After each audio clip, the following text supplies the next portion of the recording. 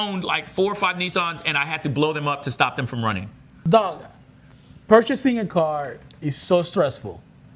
Not for me because I'm a Jedi, but we're going to talk about it. At least for a lot of people is like, I got hooked on watching people's experience on buying a car, and then I like to research the heck out of what I'm gonna buy. Which is smart. I like That's to step compare one. pricing. I like to see what the price ranges are in my area and how are these cars. What are the final prices people are paying for these vehicles? So I know as a former salesman how much I can offer, because I am not going to your dealership unless I get a final price out the door. If you go to test drive a car, let's keep it real. It's a car. Most of the time, it's gonna drive nice. Right. If you are gonna test drive a car, you're gonna maybe fall in love with it, make it the wrong decision. If you test drive a car, don't talk numbers, go home. Call back, get your numbers, because if not, you're gonna get got. Well, it's gonna be an emotional component to you buying the car. So how you do it? So here's the thing. I'll tell you. Like it's different as I changed socioeconomic statuses and I had more money to spend on cars. So here's the first thing. If you're gonna buy a car, like I built my Lamborghini, right? There's no deals on that. I spec'd it out. They made it for me. I paid what it was gonna cost. Same with my X6, right? We ordered it in advance, what we wanted on it, and because a buddy was asking me about it, and I was like, no, it was actually probably about it's a specialty car. 50 grand more than the Maserati was. Like if you were getting like a regular X6, I'm pretty sure because they're gonna have inventory. You're gonna be able to hammer the price down. I'm not saying because we're doing this. I would say you stole my thunder, but you actually complimented what I was going to say. So if you're going to get a car and it's exclusive, or you're ordering it specially with you want, just be advised, unless it's a specialty Ferrari or something that you luck out and is like one of 100 that they made for like a launch edition, it's going to depreciate. Vehicles depreciate. Most cars are depreciating assets. So if you buy something new, know that it's going to go down. But if you built what you want, like if you built your car and you know you're going to keep it, you bought this and you put the seats with the stripes and the purple and orange, whatever, and all the stuff that you wanted, and you're like, I'm keeping this car till it falls apart, then it doesn't matter if it's going to depreciate because you're going to eventually have it paid for if you don't pay for cash, and you got what you wanted, right? So that's one situation where you can afford, and I don't just mean the price of the car, but I mean where you can afford to not worry about what the car costs. To eat the depreciation. To eat the depreciation. Yeah. Yes. So that's one category. That hasn't always been the category. I didn't hit that category till halfway through my adult years. At first, I didn't want to eat depreciation. So I had some new cars, but a new car it's gonna depreciate. Or then a lot of times I would get used cars. Like there were times when I would have, I had a cool Mercedes or a cool Z, and I bought it like one prior owner, all the service records, took the big depreciation, right? And so somebody else paid the same thing I paid for my car, and they're driving like a Ford Focus, and I'm driving like a BMW or an Infiniti, So, and they're like, man, we make the same amount of money. We're in the military with the same. I was like, because you bought that car new, and it took the so Lion, with this is what I always tell everybody. You hit the nail on the head at first. I always figure out exactly what I want and what it costs. What it costs new, MSRP, if you're thinking about new or used, what the depreciation is, look at Kelley Blue Book and see what they're selling for with the amount of miles that you're looking. Do you want high miles, low miles? Warranty comes into play, whether a lot of times if you buy like my Porsche, a lot of used cars I buy now, they're still like certified pre-owned through the dealership. Yeah. And there's a time, I can't speak to all the dealerships now, but there's a time when like BMW, Porsche, Mercedes, Audi, their certified pre-owned warranties were actually better than the new car warranties. Because like new car would be like... It's still the case. You can buy, if you buy for most of these brands, a certified pre-owned, you get a better warranty or longer warranty if you were to buy the car new for whatever reason that is. Yeah, it's an incentive to purchase some because if you get you get the same Porsche. So my Macan GTS was certified pre-owned and that one I would have been willing to buy it new, but they didn't make it new. So the GTS in the Porsche line, if you don't know, comes like at the end of a production line. Mm-hmm. So like Porsche was coming out with a new body style the year after I bought what you could already order, right? But I didn't like it as much. The way the lights were, the shape was a little bit more soft, effeminate, versus the one I had felt more more sporty, aggressive, massive. So I wanted to. I was like, well, I would order a Macan GTS, but they're like, we don't make a GTS yet for the new one to even see what it's. So I looked around the country. I ended up buying it from Porsche in Monmouth, New Jersey, and I basically found it there. I drove. So I've had some buying experiences all over the country. So that's why when I look at this, I went out there. I did the research, got all the numbers, went out there, test drove it after I had all my numbers, and the numbers, were where I wanted them to be. I loved it. I bought it and then shipped it back. Sometimes I drive it. Like my Ferrari, my F430 Spider. I bought that and drove it back from DC. I bought it Ferrari, Maserati, Washington DC, and those guys were recording me leaving because they said since they've been working there, nobody bought a Ferrari from out of state and drove it. They put it in a truck and ship it off. Ben and I drove it back from there. Oh my God. But not to digress into that. So if you're gonna buy a car, a used car or a new car, you need to do all your research. You need to figure out what you're willing to pay. But this is something I would always, so do all the research you talked about, but always get your financing squared away up front if you can. I tell people this because they will get you by negotiating what your payment is. So I watch people pay, they're like, okay, I want to pay $50,000 for this car. As soon as they ask you where you want your payment to be, it doesn't matter. Don't ever answer that question, because if you want your payment to be $300, they'll give you a payment for the Ferrari at $300 for a 30-year loan. 78 years. They'll figure it out. Yeah, right, exactly. No, it's true. So you should never be negotiating. That's something that, if you're going to write that down, that's a pro tip. Never let them negotiate. And I know, granted, man, I really know sometimes you need a vehicle, right? You don't want a vehicle, you need a vehicle, and it's exigent. And this is what I can afford a month, and that's a good vehicle for that. So you're willing to negotiate by the payment. And if you do that because you have to, I'm not judging you, because I know what it's like to have a need that you need to fill. You gotta do what you gotta do sometimes. Like I struggle because I wasn't thinking of getting a car, but I had to get a car fairly quick. And what saved me was that my mom had just had knee surgery. She's not using her car, so I was driving her car for a couple of weeks. So it took me like a month to decide, and I was able to price compare, analyze. He was sending us pictures and stuff. And I can go ahead and negotiate with people, because I'm not desperate for a car. I don't need it to go to work tomorrow. But some people, if you're not in a situation, if you need a car, because this is how you make your money, you need to make the decision, whatever it is, and you may not have the ability or the luxury to negotiate prices. Now, if you don't know this, I'm not doing this for money. I'm not doing it for the TikTokers. I took a class in college, undergrad, where I was able to negotiate prices of cars for people and crushed it. Even the professor was like, dude, you have a gift, right, for this. But I'm like, it's a combination of my innate that I didn't know profiler skills as an agent, even before I was a psychologist, but also because of my love for cars and my passion. I have at least helped, since I've been here, probably 10 or 12 of my friends buy cars. If you're looking for a car and you're not sure what to get in terms of reliability, miles, what you should pay, the negotiation process, you can hit me up. This is a free service, and you will get our consultation without charge. Let us know. Just let us know. So now, if we get too many people, man, we get killing. We might have to start charging.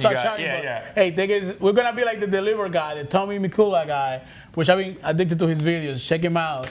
No, but it is when you go to buy a car, like the things that I would say, just on my experience, going from, I only own 5 cars, but I learned, I bought my second car was like a fairly new car, and I got in the price. I now learn. I also negotiated my parents' car every time they buy one.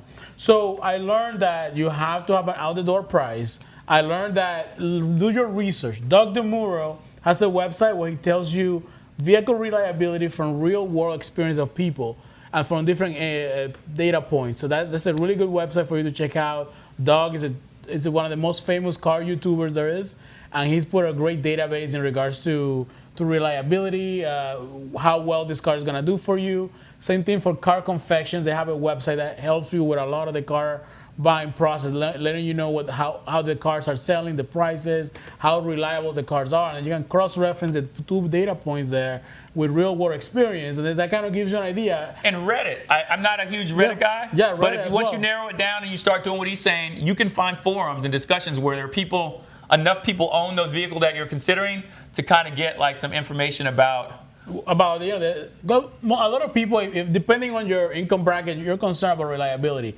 How long is this car going to last me? Like my parents, the big concern when they went to buy a car was how reliable the car was. So they would buy nothing but a Toyota. Toyotas are legendary for being reliable. To me, now I'm going to tell you this, and in my personal experience in a lot of the vehicles I own, Nissan, stuff changes, but Nissan's the most reliable of the Japanese. To me, it was Nissan, Toyota, Honda were kind of what and what. Because I had a Lexus that some stuff happened to. We've had a Honda that stuff happened to. And I've owned like 4 or 5 Nissans, and I had to blow them up to stop them from running. I never had any issues with a Nissan, and I have had issues with Honda and a Lexus, which is Toyota, the higher the subsidiary. But I will say this, that like you said, Lion, you don't want to, if you don't have to. We talked about the finances, the finance piece. What I used to do, sometimes now we'll have the money, whether it's a used car or a new car, to just buy it cash. If that's the way we want to use the disposable income. I've purchased cars that are 30 grand with cash, and I've purchased cars that are over 100 grand with cash, and I financed cars that were $35,000. It just depends on where that money is vested, the interest rate, things like that. Because people, don't let people tell you debt is bad, because debt's not always a bad, but that's a whole different class. It depends how you leverage. Yeah, because people talk about, I'm old school and we pay for everything cash, and I'm like, if you pay for everything cash, you'll never have credit. So when you get to something that you need to buy that's more expensive than you can afford to pay for cash, you don't have the credit to buy it, or you don't have the credit to get the lowest possible interest rate. So no, I fell for that trap early on. I owe very little money. I never wanted to owe much. I didn't want to have too many credit cards, but eventually I had to start building up my stuff. Like Doc said a little earlier, have your finance already ready. Talk to your bank. If you have Chase, if you have Bank of America, talk before you even go to the dealer. Like, listen, go to them. I need to buy a car, fill out an application, so then you know what your interest rate is going to be with your bank. And if you're financing $30,000, now you know what your ceiling is for the car you're buying. If you got an interest rate that's 6.5%, which is what you get right now for new cars, when you go to the dealership and you have power to negotiate, they tell you, well, let me run your credit. Don't. Before you go to the dealership, you call them.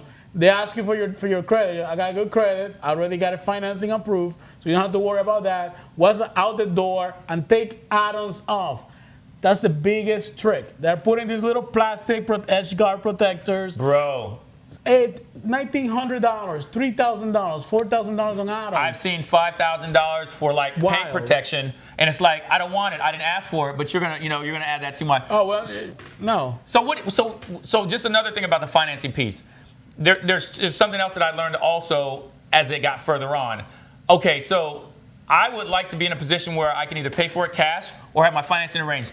When I was first able to do that really young in my career was because USAA is a great company for that, the banks. So what I started doing was I would do exactly what you said. And this was I was doing this 40 years ago, 35 years ago. I would go, no, 40, it was 40 years ago when I first did this. I just did the math. Man, we're not gonna talk about it. But so I would go to USA and I would say, I know what I could afford or what I could, so I'd go in and I'd say, okay, I'm thinking about buying this. It's gonna be in this price range. So they would say, you're pre-approved, and they'll still do this now, and a lot of banks like Lion Sand will do this for you. You're pre-approved up to $40,000. This is what your interest rate will be. This is what your note's going to be, right? So then you go into the dealership and you negotiate for the vehicle, not for what you're going to get your monthly payment and all this other stuff, and it gives you a lot of negotiating power. Now, what I've done also, as I've gotten older, and my wife and I have businesses, and we have really fantastic credit, 800 plus credit scores. Then sometimes I'll do is I will go in where we can write a check for this, or we can finance it ourselves. We have our own financing arranged, but we'll also take a look at your financing. And very often, BMW will say, hey, BMW Motor Credit has a deal, and they'll give you're looking at what interest rates are across the board for vehicles. Sometimes that's why I said building credit is important. They will beat, you'll be like, man, how am I getting that interest rate on this vehicle? And a lot of times you get a great interest rate on a vehicle because you have good credit, but because something Lion said. They will buy interest points, and they will lower the interest rate. Depends how desperate they are for the deal. That's right. And doing that, so that's why you have to,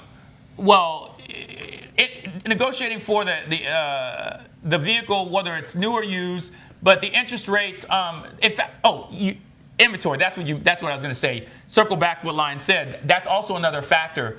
If you want a vehicle and you have some flexibility because you're not negotiating from a place of need, because you don't need a vehicle right now, because you don't need for them to finance it for you because your credit's crappy, so they're going to get you financed, but it's going to be 25% interest or whatever the loan shark rate, right under loan sharking is, and all that, because you don't have any other options. You want to give yourself as many options as possible. But another way to make sure you have the options is if you want something that you can find in people's inventory. Because when people, you start getting negotiating power. Because there's times of the month, it changes. I used to have all that down, but it's changed throughout time. But there was times of the month and times of the year where car dealerships need to move their vehicles. And it can be the difference between you getting a vehicle for MSRP and getting a brand new vehicle for like $8,000 markup. Yes.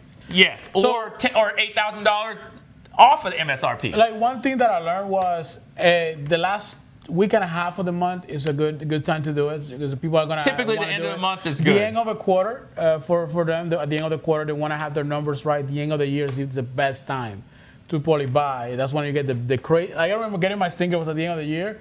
They discounted, the car was like 42. I got it for 30. I got $12,000 off the car. Like, they were. You see what I'm saying? Willing that's out the door. Like, they were willing to play ball. So with this car, I actually got about 13% off of the price. I got it down like $5,000-$6,000. Now, your Stinger was new, right? My Stinger was used. 10,000 miles on it. Okay. So I always buy late models. I bought one new car, was a Mazda that I had. Was the worst car I owned. Although Mazda is now the #1 most reliable brand based on data. After I bought that car, it depreciated a lot for me.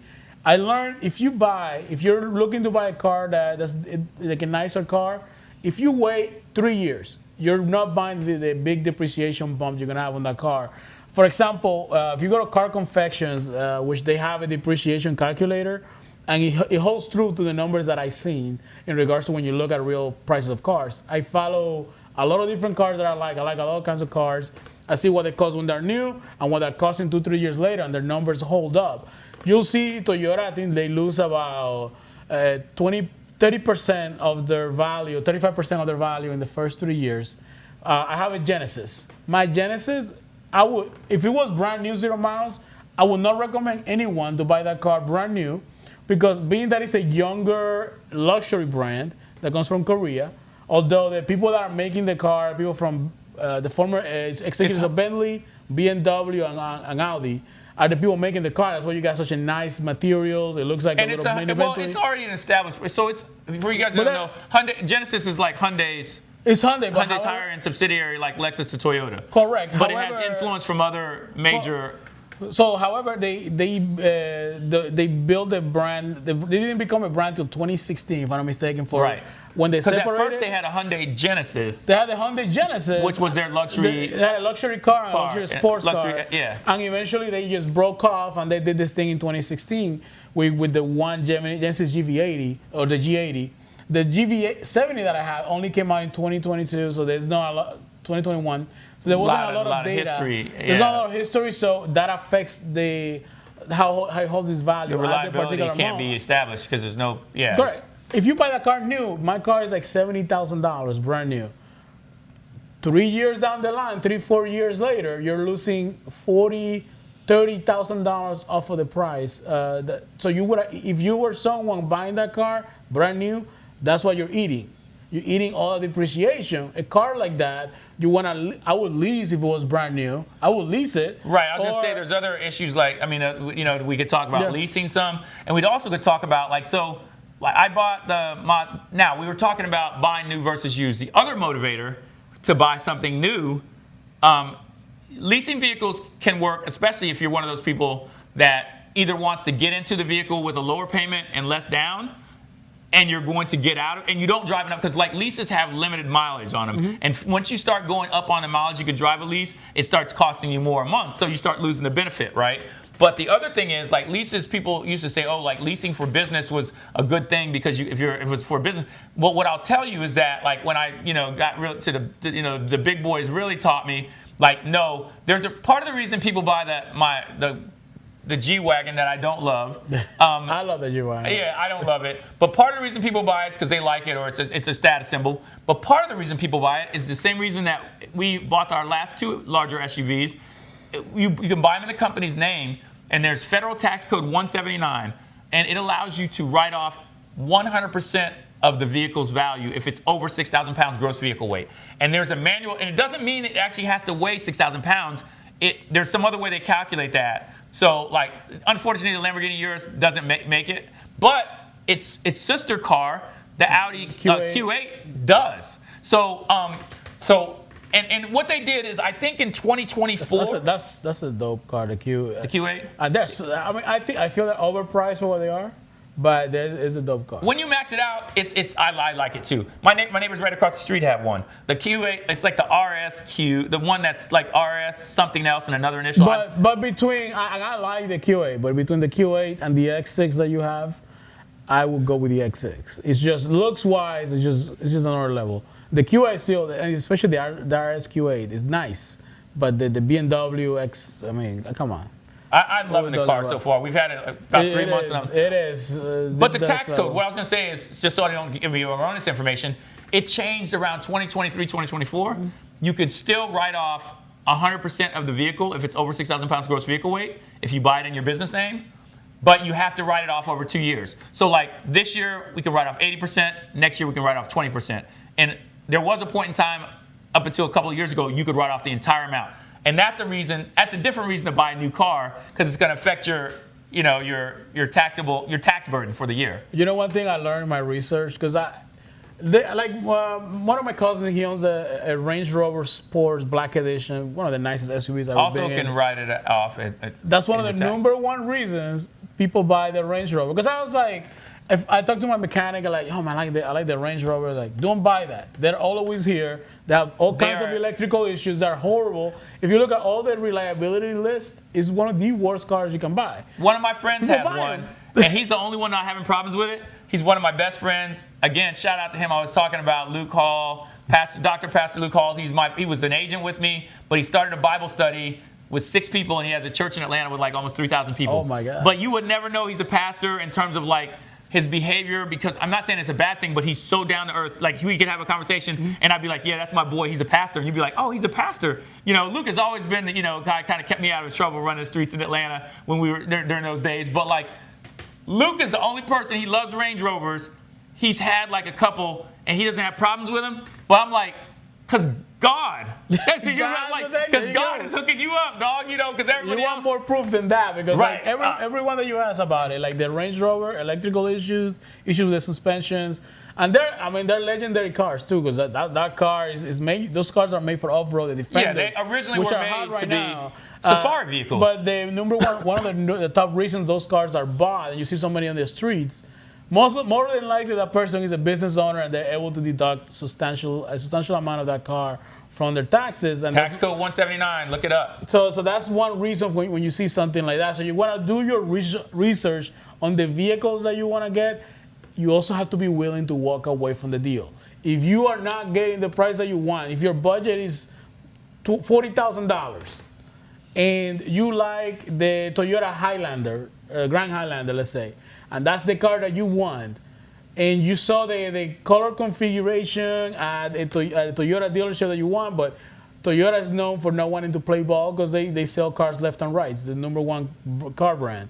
So if they are not giving you the deal, walk away and call somebody else. Don't be scared to get a car from 2 hours away, 3 hours away, because you have to expand your horizons. My Mercedes SLK, a CLS 55 AMG, I bought that in Tulsa, Oklahoma, and shipped it back. My Ferrari, I bought that in Ferrari Maserati, Washington, D.C. My Porsche, Monmouth, New Jersey. You know what I mean? I will go, you know what I'm saying? When I search for vehicles, I search the entire United States of America. You know, my lady was like, why are you looking at cars so far away? Like, it was a Genesis it's like 2 hours away from here, but they have the black configuration, they have everything on there. It was a little more than what I paid for mine, but I was willing, if these people didn't play ball over here, I was like, okay, there was not gonna be in the configuration that I wanted. There was only like 5 cars in the area. Right. And some of them 2 of them sold. Like we as I was trying to negotiate pricing. So I'm like, okay, I might have to go somewhere else to get the car. Don't be scared to go somewhere else to get the car. Right. There is a dealership that's gonna take care of it for you. Because like I over said, here I in will Artsy. go all the way across the country. And there's a couple of ways to do that. So one way that eliminates the stress of that is if it's certified pre-owned. It doesn't matter, because like, so there's something called a pre-purchase inspection. Like there are companies, if you're not getting certified pre-owned, but you're trying to buy a car, say for instance, from Georgia, right? And you don't have time to go check it out at all. You look at the pictures, whatever, you do whatever, and you're sure you want it, but you want to make sure it's reliable because it has like what warranties remaining, or you're buying a separate warranty. You can hire a company for like $200, $250 that will do an inspection on the car and send neutral, not the dealership, and they'll send you a report on it. But when you buy it certified pre-owned, you eliminate that because it's covered by the brand. So it doesn't matter if you get it and if something's wrong with it, you can get it fixed here in Tampa, even if you bought it in Texas or California, you know? That's one thing with mine. Mine had mine still had warranty left over, and they worked me out a deal so I could get 100,000 miles worth of warranty. So I'm covered for 100,000 miles on my vehicle. So that kind of gave me peace of mind that they were playing ball with me. They were making the deal. Now, is it 100,000 miles any amount of time, or 100,000 miles? It's 3 years, 100,000 miles. Okay, so that's an extension to my mileage. So my car is covered up to 60,000 miles from factory. It's 5 years, 60,000 miles. However, I extended that to an additional 3 years, 100,000 miles. Okay. Okay, that's so. And I say that the reason I ask that is like sometimes some of the, like when I bought the Porsche, they'll do the thing I really like because I drive my cars. You know what I mean? Like I have a number of vehicles, but the ones I drive, I don't ever try to keep miles off my car. So I try to get a warranty that's going to cover, like, because I've had cars that were like 48,000, 60,000, 48 months. Or 60,000 miles, and then I go over the 60,000 miles and still have like a year left. You know what I mean? So I always try to get enough mileage to match my time. You know what I mean? But like I actually did something on this BMW that I had never done before, and it was a little bit pricey. But I did a service package. Yeah, I did the service package, but I also did something that I did on my Lambo, which was the wheel and tire package. So if the wheel or the rim gets damaged, it gets replaced. It already happened. I got a month ago. I got a flat, and they're like, if 9 times out of 10, they're going to replace the tire and not repair it. Nice. No, I actually extended my warranty, my BMW warranty, 7 years. 100,000 miles or something like that. So you're gonna keep it for a while. That's what that means. That's the plan. You love the car. You're gonna keep it for a while. That's the plan. Yeah. Okay. We're not gonna. So we're not gonna be driving on a Euros. I don't know. If I do, I still might have the X6 though. You just gotta like convince your wife to really like the BMW, and then you switch it up. You trade in that Mercedes. I have a great wife. So the BMW. She loves cars. She can appreciate and respect but she doesn't love to drive. So it works out because she's like, as long as she loves it as a passenger and like the way it looks and the features, we're good. So, and she loves the Urus. So the only reason we didn't do a Urus is just because we couldn't write it off, and we were in a position where we needed the tax write-off. So we were like, we need another vehicle that we can write off. It makes sense. It makes a lot of sense. But it's a great conversation. Yeah. We miss E. We'll do a follow-up on some topic like this. If you guys like it, let us know. We'll talk more about stuff like this. And don't forget to check out the rest of the episodes that we have. We're trying to reach a goal this year. We want more people watching our show. Let us know what topics you're interested in.